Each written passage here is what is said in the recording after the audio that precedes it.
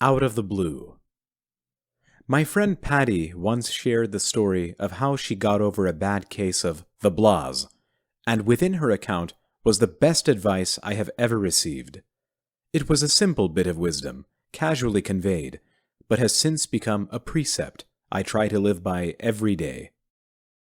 Her tale began on a gray afternoon in late February, when winter's drab skies, barren trees, and numbing cold had left Patty feeling forlorn.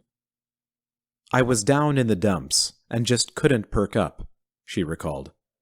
"I tried giving myself a manicure, watching a bunch of sappy rom-coms, making double fudge brownies. Nothing helped. I was stuck in the doldrums." Desperate to overcome the gloom, Patty decided to try retail therapy, but even an impromptu shopping trip left her hollow. Weary and defeated, she retreated into the comfort of her favorite coffee shop for a caffeine boost. As Patty sat sipping a double cappuccino, she noticed an older woman walk into the cafe, struggling with a half-dozen overstuffed grocery bags. The lady looked to be about 60, well-dressed but slightly disheveled, and something about her was vaguely familiar. Patty kept glancing over, trying to place her, and it seemed the woman was doing likewise. After a few minutes, the stranger came up to Patty's table. "Excuse me," she said timidly. "I hate to bother you, but I think I've seen you at church." Of course, that was it. Patty recognized her as one of the ladies who sang in the Sunday choir. The woman introduced herself, and they chatted briefly before she asked for a favor. "My car is in the shop, but I really needed to get to the store today, so I walked," she explained, setting her bags down on the table. "Now it looks like it's going to rain any minute. If it isn't too much trouble, would you mind giving me a ride home? It's not too far from here." Patty told her it wouldn't be a problem, and the two headed out to the van. Before they left the shopping center, Patty asked if there was anywhere else she needed to go, and the woman admitted she had hoped to get a few more errands done that afternoon. In the end, their trip included a visit to the pharmacy and a stop at the dry cleaners to pick up her husband's shirts.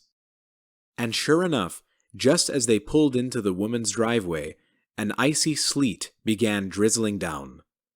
If the woman had walked home, she would have been caught in the storm long before reaching her house. The two joked about the timing of the wicked weather, and then Patty helped carry the thankful woman's parcels inside. "I had so much to do today. I was praying God would help me make it through," she told Patty as the two were saying goodbye. "You were the answer to that prayer." Patty smiled, hugged her, and returned to the van, feeling better than she had in months. The blues were gone, replaced by a deep and dynamic jubilance.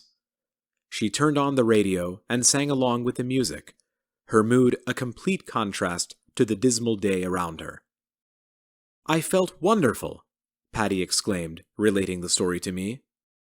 "All the while I had been trying to cheer myself up, and nothing worked because I was going about it all wrong. That day, I realized that the way to feel better is to be someone else's blessing." Be someone else's blessing. Over the years, that simple, straightforward concept has become a goal I try to meet every day. And whenever I've been fortunate enough to accomplish it, I find that helping others not only gives me a sense of purpose, but also reminds me of the many, many things I have to be thankful for in my life. There are always plenty of ways to be someone else's blessing. Some are big opportunities, like volunteering at the local soup kitchen, or leaving a huge tip for the server who looks exhausted and overwhelmed. Others are small gestures that can have a big impact, such as letting the frustrated driver cut into the lane, or offering kind words to the mom whose toddler is having a meltdown.